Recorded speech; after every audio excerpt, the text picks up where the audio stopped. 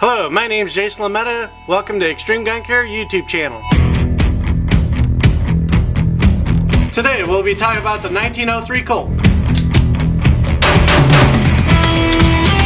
My 1903 Colt Type 1 integrated barrel bushing, 4-inch barrel, no magazine safety.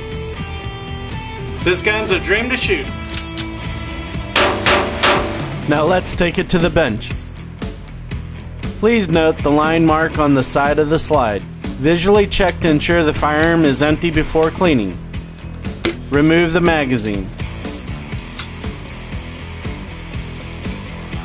Pull back the slide. Here is a picture from the owner's manual.